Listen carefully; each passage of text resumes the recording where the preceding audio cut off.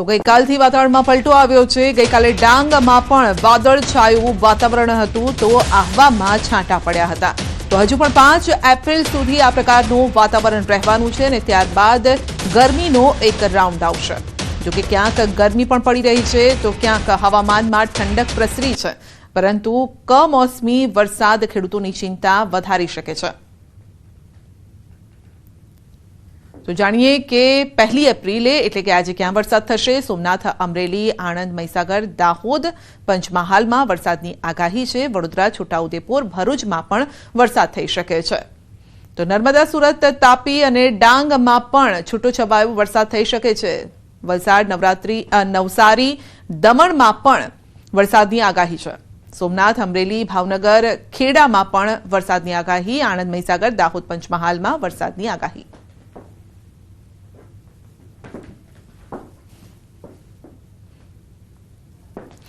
તો 2 એપ્રિલે ક્યાં વરસાદ પડશે આવતીકાલે સૌરાષ્ટ્રના કેટલાક વિસ્તારો, ઉત્તર ગુજરાતના કેટલાક વિસ્તારો, મધ્ય ગુજરાતમાં પણ વરસાદની આગાહી છે। પંચમહાલ, દાહોદ, વડોદરા, છોટાઉદેપુરમાં વરસાદ થઈ શકે। ભરૂચ, નર્મદા, દક્ષિણ ગુજરાત, લગભગ આખા દક્ષિણ ગુજરાત પર ચિંતાના વાદળો ઘેરાયેલા છે ગઈકાલથી અને 2-3 દિવસ આ જ પ્રકારનું વાતાવરણ રહેવાનું છે। ગીર સોમનાથ, અમરેલી, ભાવનગર અને સાબરકાંઠામાં પણ વરસાદની આગાહી।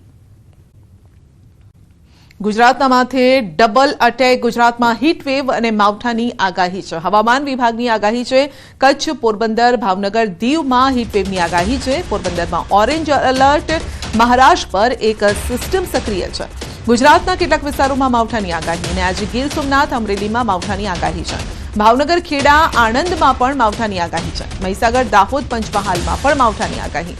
વડોદરા, છોટાઉદેપુર, ભરૂચમાં પણ માવઠાની આગાહી છે। નર્મદા, સુરત, તાપી, ડાંગમાં માવઠાની આગાહી છે। વલસાડ, નવસારી, દમણમાં પણ માવઠાની આગાહી છે। થંડરસ્ટોર્મ એક્ટિવિટી સાથે સામાન્ય વરસાદની આગાહી છે।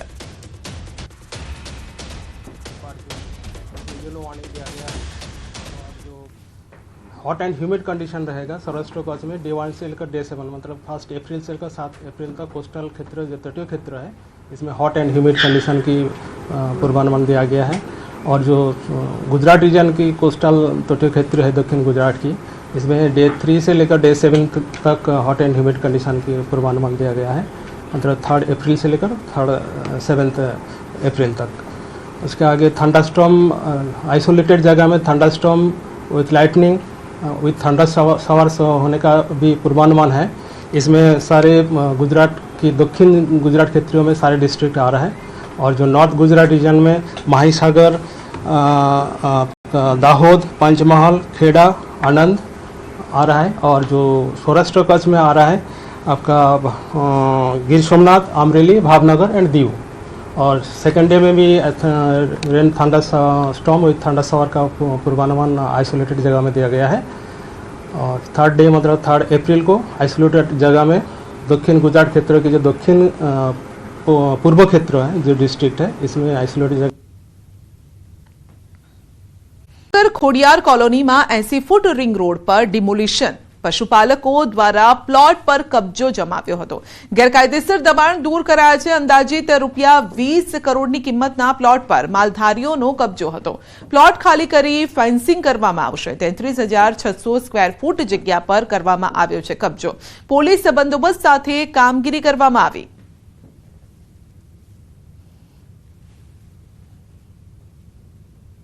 એ જગ્યા ઉપર માલધારીઓ દ્વારા દબાણ કરી અને ભેંસો તેમજ ગાયો રાખવામાં આવતી હતી। એ પ્લોટ હાલે ખાલી કરવાની પ્રક્રિયા હાથ ધરવામાં આવેલી છે, જેમાં પૂરતા પોલીસ બંદોબસ્ત સાથે એસ્ટેટની ટીમ તેમજ સોલિડની ટીમ દ્વારા હાલે આ કામગીરી ચાલુ છે। આણંદમાં હત્યાના આરોપી સકંજામાં આવ્યા છે। પોલીસે 2 આરોપીઓની કરી છે ધરપકડ। રમેશ ડાભી અને બેચર સોલંકીની કરી છે ધરપકડ। ઝારખંડથી મૃતક કામ માટે ગુજરાત આવ્યો હતો। સામાન્ય બાબતે હત્યા કરી હોવાનો ખુલાસો થયો છે।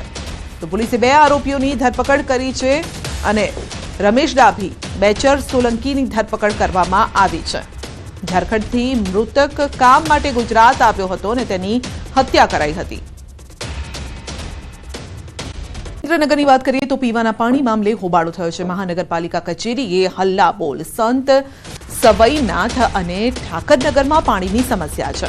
વાસણો અને પ્લાસ્ટિકની નોઝલ સાથે વિરોધ કર્યો છે. પોલીસ અને સ્થાનિક વચ્ચે ઘર્ષણ થયું. સ્થાનિકોને અટકાવતા આ ઘર્ષણ થયું હતું.